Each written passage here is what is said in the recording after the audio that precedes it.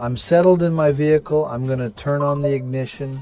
As soon as I turn on the ignition, this end of convoy line appears with this, which I have symbolically placed at the back of my trailer, and which lets me see the end of the convoy. And this yellow line that's displayed allows me, with the control part that's positioned on the door, to adjust this setting by moving it up or down along the bottom, which represents the rear of my trailer on the ground. By flipping the small control to the right, I confirm this setting. Other adjustments are possible with this control on this door. To the left with my dial, I open 3 different settings. The first setting is the brightness of my screens. I'm going to move the little arrow. In each screen, if I move to the right, I'll get this adjustment position. Or by moving up or down, I can adjust the brightness of my screen. Going back with the little arrow to the left, I return to my main menu. Second slot, I move my control down where I can adjust my end of convoy line if my vehicle hasn't been disconnected.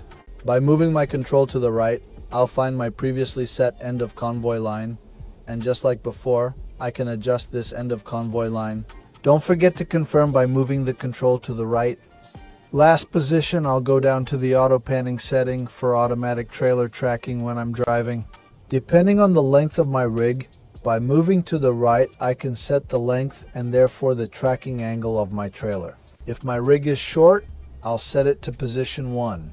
And as my rig gets longer, I can open up this angle more so I have full tracking when I turn right or left. Since my rig is for a standard trailer, Renault Trucks recommends setting it to the 2nd position. As always, I don't forget to confirm by switching my control to the right.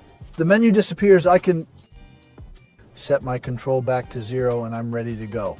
I've just changed my trailer to hook up a much smaller one, so I'll need to adjust my setting, which was previously aimed at a much longer combination.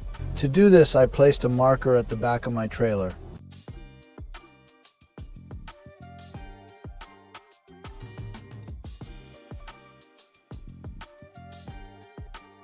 Five specific functions on the left screen.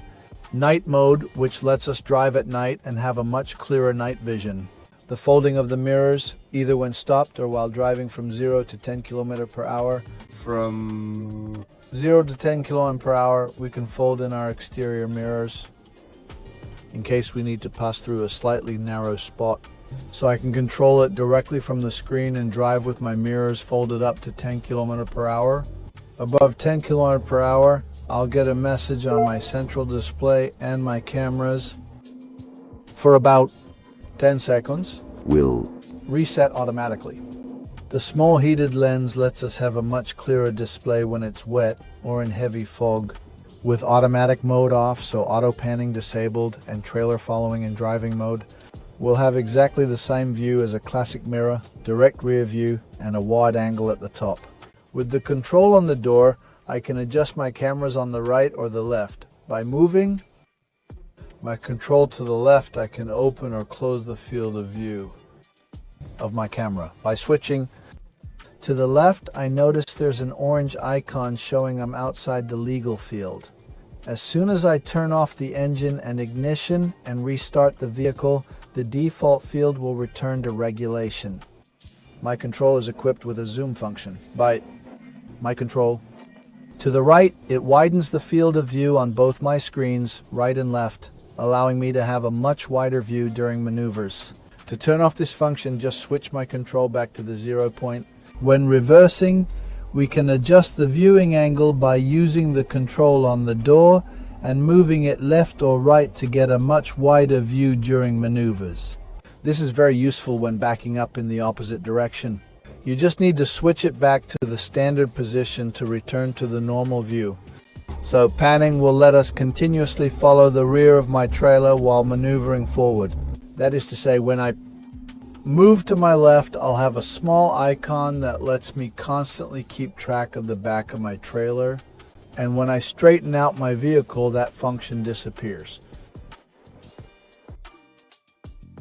If I disable the auto panning function with this feature, the little symbol appears at the top left of my screen, meaning that when I start driving and turning, I have the standard mirror view and immediately lose sight of the back of my trailer.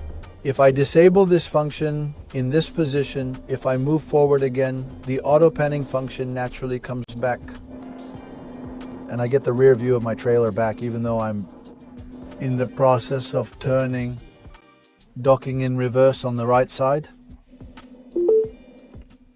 This lets me, by flipping my small door control to the right, open up the view so I can properly monitor where my trailer is positioned on my maneuver at the rear right, so I can guide myself precisely using the ground markings and this docking, whether on the right or left, if I wanted to use it to dock.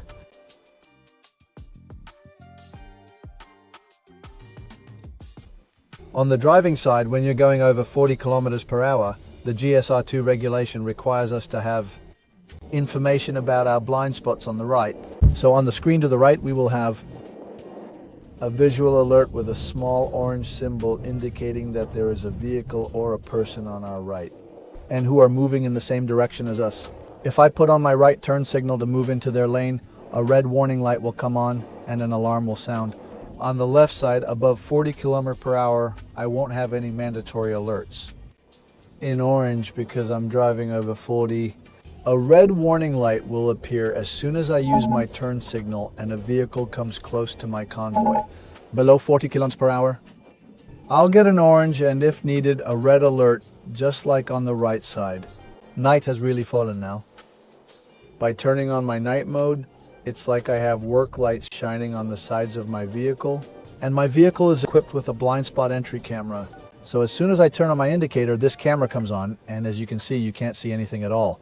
If I activate night mode, I can see the side of my vehicle much better. I'm inside my cab, it's very dark. I need to be safe and turn my CMS back on. A simple press on the bunk lets me reactivate these exterior cameras and make sure the area around my vehicle is safe.